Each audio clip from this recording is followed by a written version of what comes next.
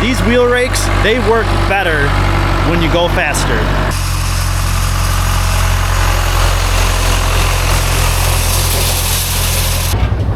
First bale of the year.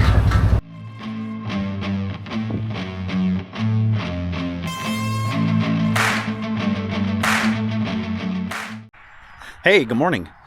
Welcome back to Ohrmundt Simmentals. All right, so it is Friday morning. I may or may not have mentioned I was going to take the day off. The original reason was to take a little day trip kind of thing, have a little fun. But that kind of at the last minute fell through. Not to our, something out of our control, but we'll take advantage of it. Gives me and Dad a chance to kind of tag team a couple of projects. He can do some disking, and then hopefully I can do some raking, and we can do some baling this afternoon. Not a whole lot of acres. Now we wish we had a bunch more down, but honestly, at the time when we were cutting, the weather sucks. So we are out in the second hayfield that Dad raked. This one, it tends to take a little bit longer for it to dry off because it's a smaller field. I mean, what I say, this is like 2.5 acres, but there's a pretty thick tree line on the east side, so it takes a while for the field to start getting out into the sun. But yeah, that's still pretty green underneath. So I'm gonna go check the other one that just has a real thin line of trees. This line's pretty thick, so the sun doesn't come through as easy. Okay, so this field's a little bit thinner, but kind of in the same situation. It's got a tickle that green underneath. Now we did get that like 1/10 of an inch of rain yesterday morning, but you can feel that. I mean, this is really green. Again, this field is a little bit thinner. There is a really nice breeze and the sun is out, so gonna have to look at this one again in about an hour and a half. Time to rake some hay. I will have to adjust, I think, the row width. All right, so we're at the field and now we can talk row width. So when we set up our row width, because we bring 2 rows together, here we bring 2 rows together, we want our row width at 4 feet.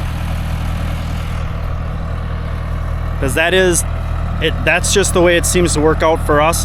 Our baler pickup is a 5-foot pickup. Anyways, it's a 5-foot pickup and it has little augers that push everything to the inside. So if we set our row at 4 feet, as it gets fed into the baler, the wind guard actually will flatten it and kind of push it out a little bit. And then those augers make sure it gets forced into the edges. We can do that so that way when we bale, we just drive straight down the row and we don't have to swerve side to side. Should we probably be weaving? Maybe, but it makes good bales and it makes sense. When we first got that baler, we started doing that with this rake.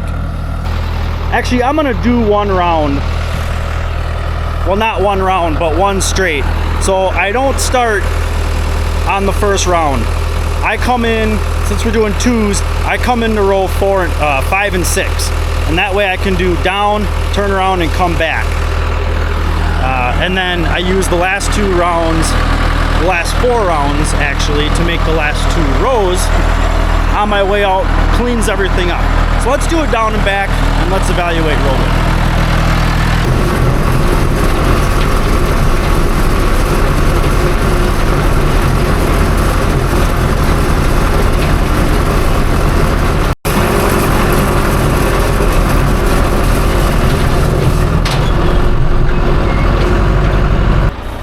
It's too narrow. I'm not even bothering going back.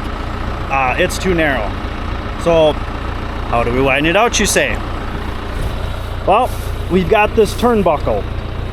So I gotta loosen this guy and loosen this guy, and then we crank it one way or the other. Honestly, I have notes on this because I forget it every year. There's actually a little cheap little gauge and it fills up with grease, so I don't even look at that. So you can look at where this bar lines up here so that you can go over to that side and get a similar spot.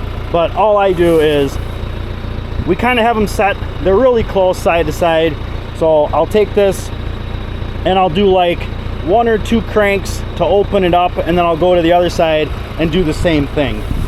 And then it has these notch holes which will correspond with this. If you move this in a hole, then you move this in a hole. But you don't adjust the holes unless you adjust the hole on the whole arm. So let's get this guy adjusted.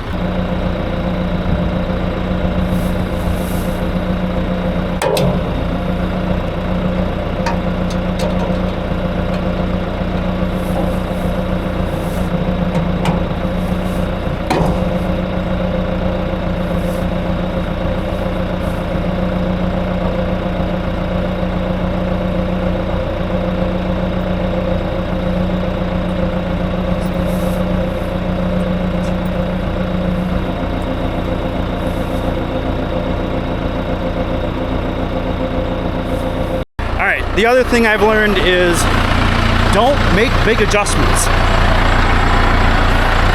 So I just went 3 cranks to open it up. We'll do another strip. Let's see what it looks like.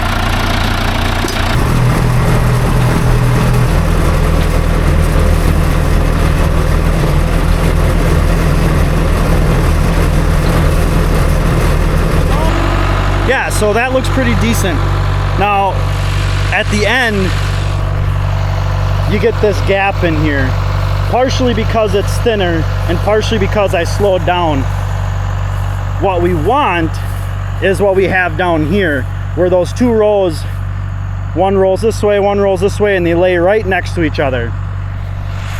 So they essentially look like 1 row, but you can kind of tell there's there's 2 rows there, but we want them to lay right next to each other. We don't want the gap like ended up here, but honestly that happened. I might be a tick wide, but it's more so because it's thin and because I slowed down. These wheel rakes, they work better when you go faster.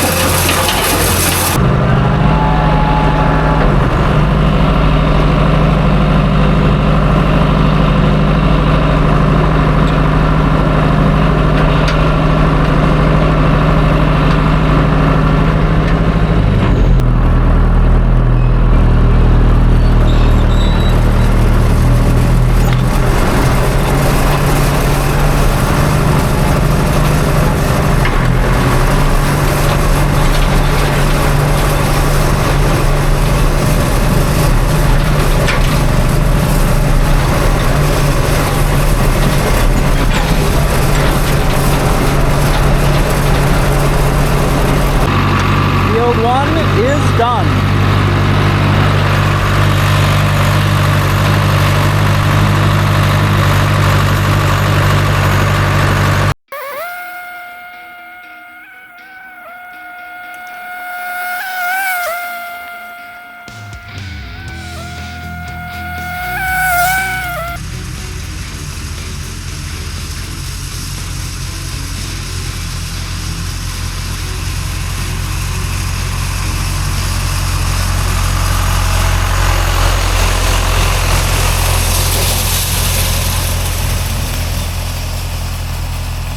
So raking went really well.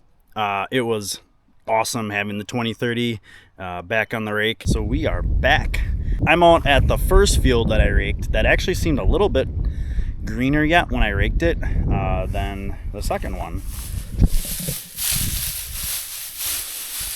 So if I feel in there, there's maybe a hint, you know, like here, there's a little bit of green in there. And honestly, the rest of the field's probably like that. The other field, I think just because of the makeup of it, had more orchard grass, seemed a little drier. Let's go grab some twine, let's load her up, and let's get her rolling. So I do remember when I took this all apart last year and cleaned it out, that I had taken the balls out, tied this off so that I knew I would have plenty of twine to bring in a new ball. But the stuff we got was this stuff. I actually had to message the guy back because Dad went and picked up just 2 boxes, so there's 2 balls in each box. He actually had his ad saying that there were 2 20,000 foot balls in each box, but there's only 10,000 foot in each box. So I messaged him and I said, hey, it's a little bit misleading, just in, you know, in case you want to maybe change your ad. I mean, the price for this stuff is about the same for the size spools as what you would get from Fleet Farm. So if the quality's better, then you're still ahead. And it's not a big deal. We only got 2 boxes. If we don't like it, if we really like it and we have 0 issues with it, sure, maybe we'll get more. But it is also nice putting the 20,000 foot balls in there, because the less times you have to change out your baler twine or adding more baler twine, it's very nice. But I still want net wrap. All right, so I'm not sure how much you guys are gonna see.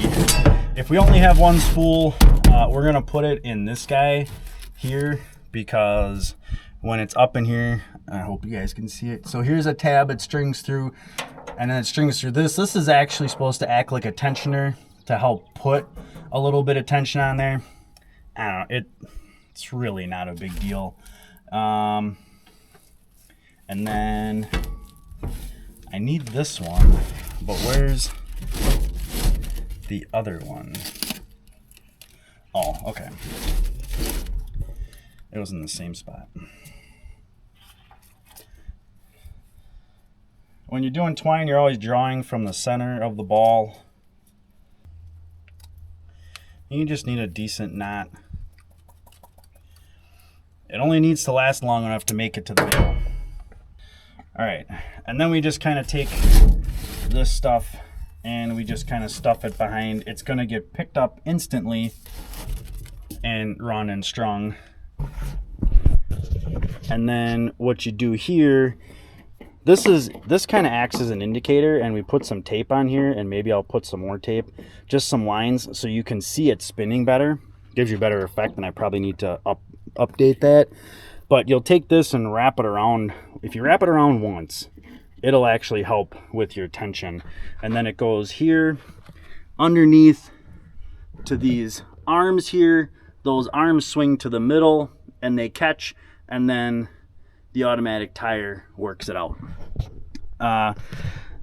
So the other thing, like I mentioned earlier about raking, so we have a 4-foot bale chamber, so it's 4 feet wide, and we have, and it's probably a little bit longer than, these are probably like 14-inch augers or something, but we essentially have a 5-foot wide bale pickup, and as the hay comes up, we only make it 4 feet wide when we rake. When it hits this wind guard, it kind of spreads it out just enough, and then those augers will actually bring it back in.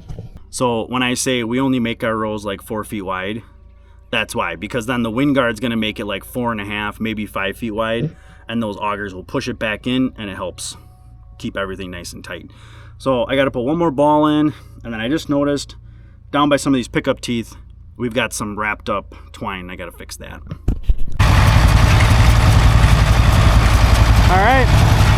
start baling.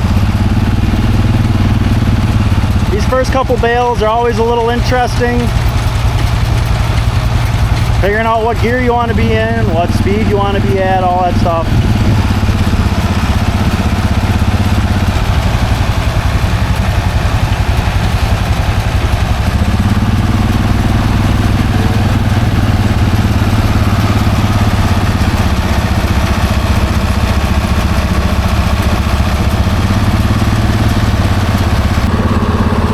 Dad's got to watch the indicator on the actual baler itself, because when we turned the monitor on, it didn't beep.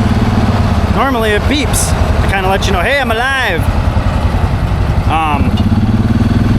And then it tells you, it's supposed to tell you when the bale is full.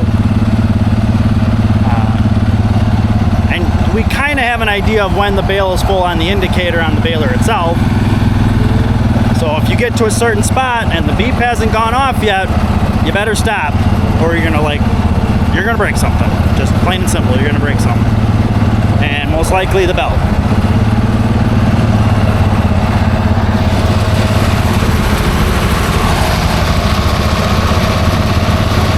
But the bale did seem to start real nice, which was the issue we had 2 years ago. And looks like we kind of fixed it last year. The next big thing will be as long as the twine catches, because that's also been a small issue with this baler, that sometimes the twine doesn't catch. All right, so the beeper didn't go off. First bale of the year. Now I did measure it, and this is what kind of happens if you got to do it on your own. You'll get a little bit more in the middle. Plus, it hung up, the twine hung up, it got off that one plastic wheel and got behind it, so it was pulling tight. But this bale's a little, not perfect, but it's decent bale. It was measuring 58 by 58, if you measure it vertical and horizontal. So that's about where we want it, give or take. We don't try and push her right to the limit of the 5-foot bale. We like to be just a tick smaller. All right, so first minor issue of the season, the monitor doesn't beep. The bale size is fine. It's like 58 inches, which that's fine. 58, 60, that's fine. But it's supposed to beep when it's ready to tie, or it's supposed to beep when it's going to tie, and the arms extend and let the twine out, and then it's supposed to beep when it cuts, so you don't have to literally sit there and look over your shoulder for hours and hours and hours and hours, and just kind of check it periodically. But it's not beeping. And yes, we turned it off multiple times, turned the tractor off, unplugged it, plugged it back in multiple times. IT 101, yes, we power cycled it. Don't worry, took care of that part.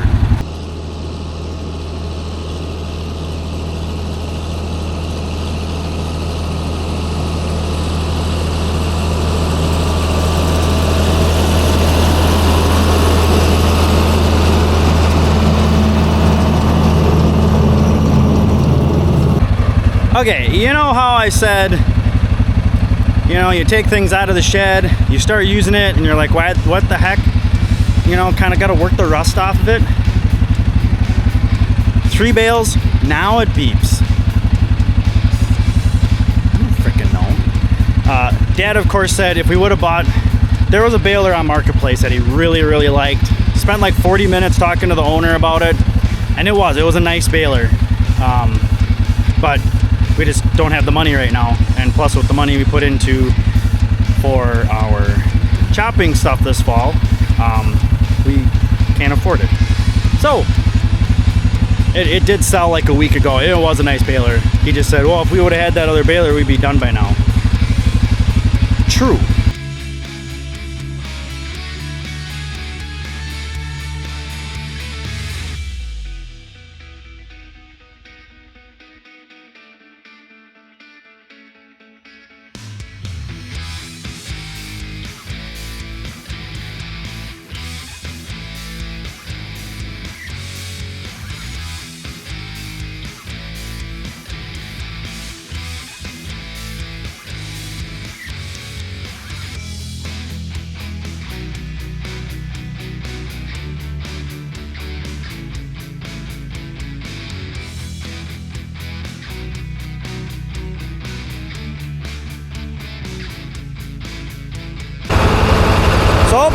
work the bugs out. Seems like it's working a little bit better. Dad forgot his water. But if you watch that pickup, you see that wind guard, how it pushes. It actually flattens out that row a little bit and takes it from like a 4-foot row out to about that like 5-foot width, and then those augers suck it back in. So it kind of ensures that you're going to get a fairly tight bale on the outside. I mean, the new twine, it is what it is. I guess it's a different color. It seems a little like looser, like not as tightly spun as the stuff we typically get from Fleet. I mean, the stuff from Fleet's just, it's pretty decent. I mean, it's nylon twine. It's not rocket science. So Dad's got a little bit of hay to bale yet. First impressions of the twine, not overly crazy about it. Not like it's some crazy brand name. I mean, the problem that we're actually having is it might not even be so much the twine, but the way that it's actually spooled up. And it actually could be twine that was spooled up last year and sat in a shop, in a shed forever, because the inside of the balls, they're actually really loose. So they unwind middle out. Okay, so as they come out, you know, they're pulling loops. Well, they're so loose that when they're pulling a loop, sometimes they'll pull a double loop, and then it's almost like a little bunch will go up and get caught in there and actually tie a little knot and pop it out. Because I just had to go and restring the whole thing, because if it snaps, it'll actually like spring back and come out like 3 or 4 eyelets that get it from the twine box down to the arm. So I just had to do that, and I think it's because the insides are so loose. Dad even asked me, he's like, did you pull the wrong string? Fresh bale in the feeder, still last year's stuff. Let's not get crazy here.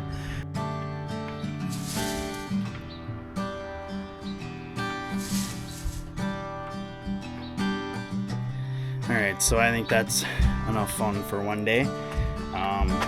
Yeah, had a couple little hiccups, but very minor for baling, getting going. You always got to work out the bugs. All right, we'll catch you guys tomorrow.